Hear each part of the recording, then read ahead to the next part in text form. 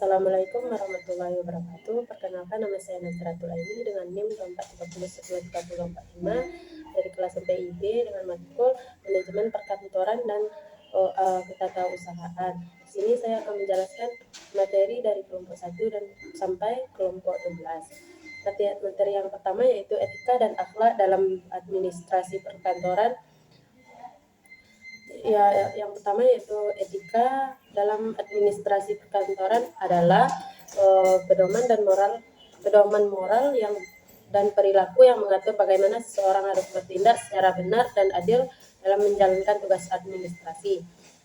Sedangkan akhlak dalam administrasi perkantoran adalah nilai-nilai moral dan kebiasaan yang baik yang menjadi pedoman dalam menjalankan tugas administrasi.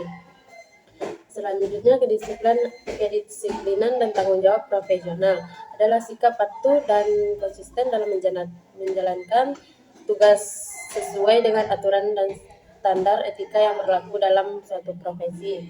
Selanjutnya, prinsip-prinsip etika dalam administrasi perkantoran. Yang pertama, integritas, yang kedua profesional, yang keempat akuntabilitas, yang keempat transparansi, yang kelima efisiensi. Materi selanjutnya konsep dan ruang lingkup manajemen perkantoran. Pengertian manajemen perkantoran adalah serangkaian proses untuk mengelola aktivitas administrasi dan operasional perkantoran secara efektif dan efisien. Tujuannya yaitu meningkatkan efisiensi kerja, mencapai tujuan organisasi dengan efektif, mengelola informasi secara tepat dan teratur. Selanjutnya, ruang lingkup manajemen perkantoran. Yang pertama yaitu aktivitas kantor, yang kedua pengelolaan sumber daya kantor, yang ketiga pengelolaan komunikasi, yang keempat pengelolaan informasi dan data, yang kelima fasilitas dan lingkungan kerja, yang keenam koordinasi antar departemen, yang keempat metode kerja, yang ketujuh metode kerja, yang kedelapan warkat. Selanjutnya, cara manajemen perkantoran yang maksimal. Yang pertama, analisis sistem yang sudah ada. Yang kedua, terapan teknologi yang tepat. Yang ketiga, buat alur kerja yang terstruktur. Yang keempat, komunikasi terbuka dan efektif. Materi selanjutnya dari kelompok 3 yaitu fungsi-fungsi manajemen dalam konteks perkantoran. Yaitu fungsi manajemen perkantoran antara lain yaitu perencanaan, yaitu planning, yaitu dengan menetapkan tujuan strategi dan langkah-langkah kerja agar kegiatan kantor berjalan sesuai dengan organisasi. Yang kedua, pengorganisasian, mengatur struktur kerja, membagi tugas dan menentukan tanggung jawab tiap pegawai agar tercapai teraturan. Yang ketiga, penggerakan, yaitu proses memberi suatu pengarahan dan bimbingan kepada seluruh pegawai dengan memberikan dorongan atau motivasi sebagai semangat bekerja. Yang keempat, pengawasan, yaitu mengamati dan menilai pelaksanaan kerja agar sesuai rencana serta memperbaiki jika terjadi penyimpangan.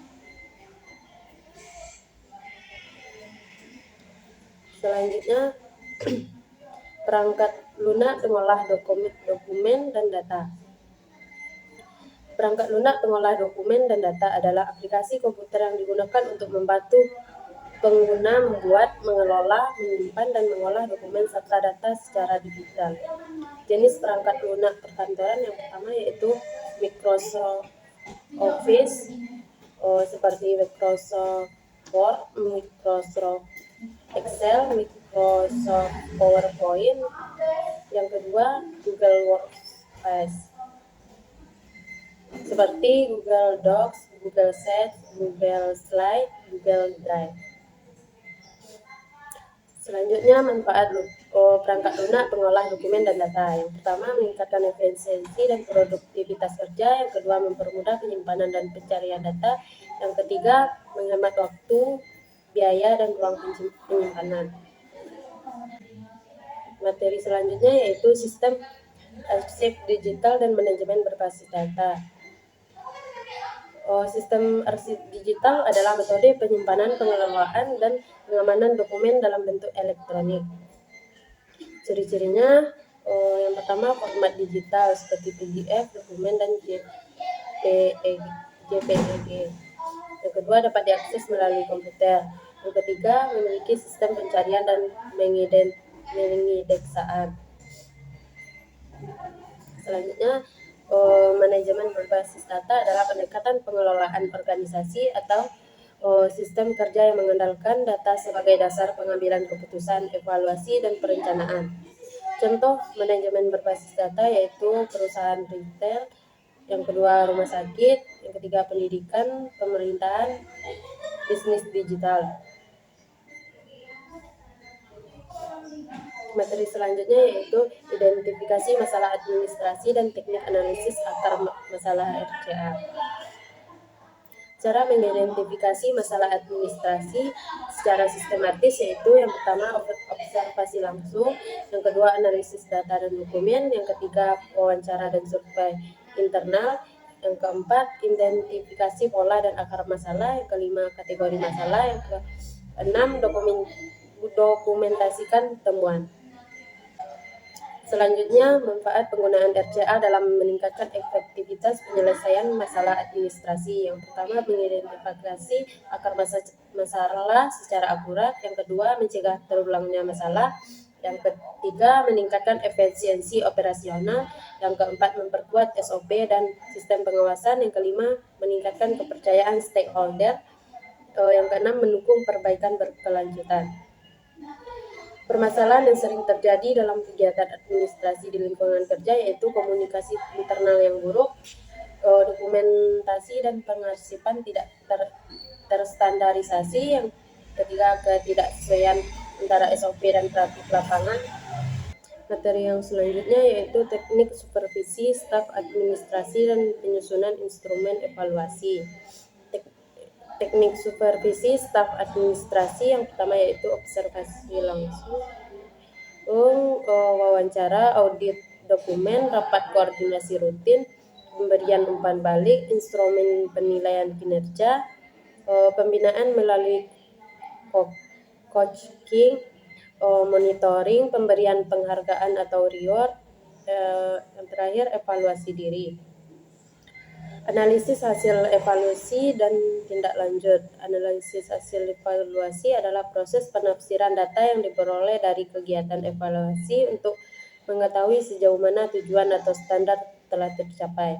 Tindak lanjut adalah langkah konkret yang diambil berdasarkan hasil analisis evaluasi untuk memperbaiki, mengembangkan, atau menyempurnakan proses kerja. Tujuannya penyusunan instrumen evaluasi kinerja adalah proses merancang alat ukur yang digunakan untuk menilai efektivitas, efisiensi, dan kualitas kerja seorang atau suatu unit dalam organisasi. Tujuannya menilai pencapaian individu, yang kedua memberikan umpan balik, yang ketiga menjadikan dasar dalam pengambilan keputusan. Selanjutnya materi komunikasi efektif dan dalam konteks perkantoran.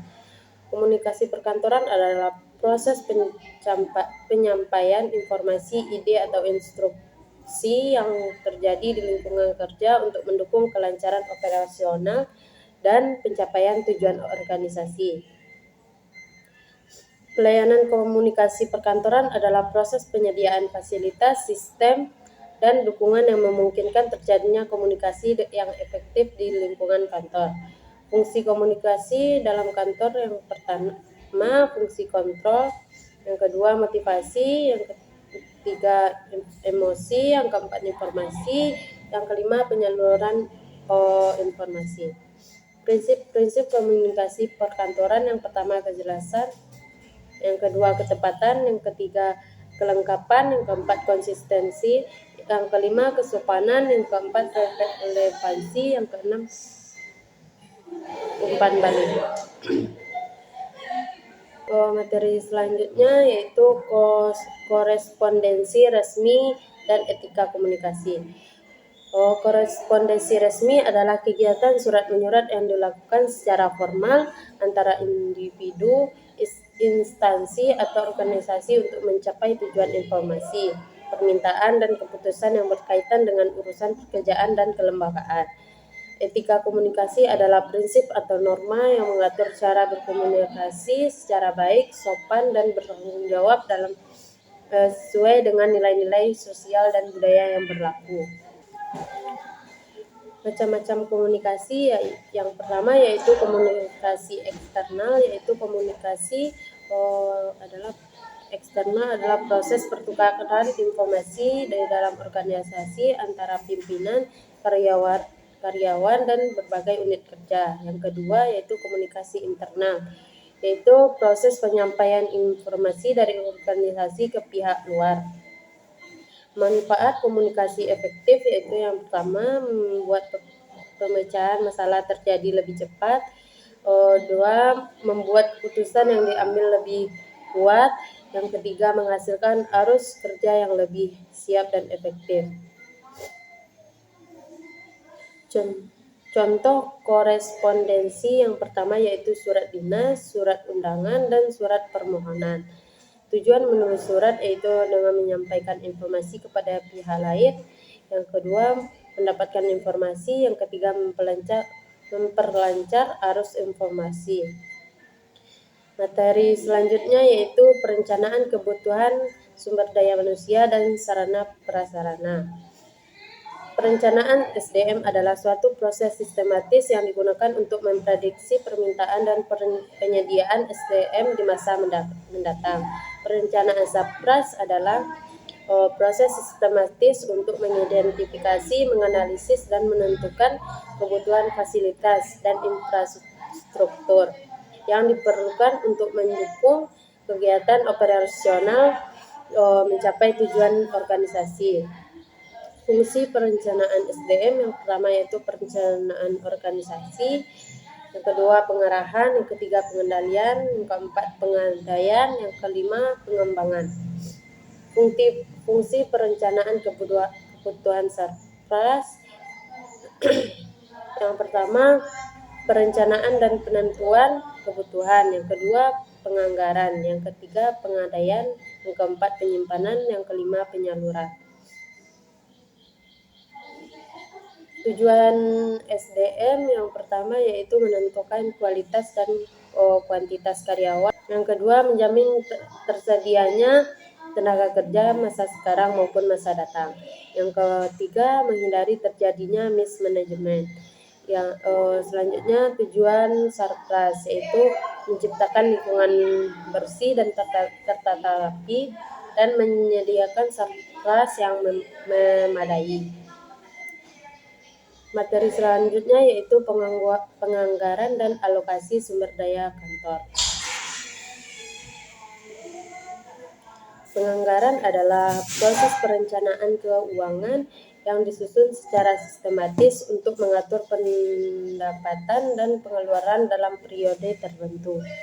Alokasi sumber daya adalah pembagian dan penempatan aset kantor berupa dana, tenaga kerja, waktu maupun fasilitas secara efisien untuk mendukung pencapaian tujuan organisasi. Tantangan dalam alokasi sumber dana yang pertama yaitu distribusi yang tidak merata, yang kedua kurangnya transparansi, ketiga ketidaksesuaian dengan prioritas strategis, yang keempat kelemahan sistem monitoring. Penyusunan SOP untuk administrasi perkantoran yang adalah proses perancang pedoman kerja tertulis yang mengatur langkah-langkah pelaksanaan tugas administrasi secara konteks, efisien, dan sesuai standar organisasi. Selanjutnya, langkah-langkah penyusunan SOP. Yang pertama yaitu identifikasi proses kerja, yang kedua analisis alur kerja, yang ketiga tentukan format SOP, yang keempat libatkan tim terkait, yang kelima uji coba dan revisi, yang keenam dokumentasi dan sosialisasi. Materi selanjutnya yaitu tren teknologi terkini dalam manajemen perkantoran. Pengertiannya merujuk pada perkembangan dan penerapan teknologi digital secara signifikan mengubah cara kerja, komunikasi, dan pengelolaan operasional di lingkungan kantor. Selanjutnya, perkembangan tren teknologi dalam manajemen perkantoran. Yang pertama yaitu digitalisasi dan otomatisasi proses. Yang kedua, kecerdasan buatan AI. Yang ketiga, sistem kerja hybrid dan cloud collaboration. Yang keempat, keamanan data dan privasi. Selanjutnya, tantangan utama dalam tren teknologi manajemen. Yang pertama, kesenjangan digital dan literasi teknologi. Yang kedua, keamanan data dan privasi. Yang ketiga, ketergantungan pada teknologi. Yang keempat, biaya implementasi dan pemeliharaan. Yang kelima, resistensi terhadap perubahan. Yang selanjutnya, dampak positifnya yaitu efisiensi waktu dan biaya. Yang kedua, fleksibilitas dan kolaborasi tim. Yang ketiga, pengambilan keputusan berbasis data. Sekian penjelasan materi dari saya. Kalau ada salah, saya mohon maaf. Assalamualaikum warahmatullahi wabarakatuh.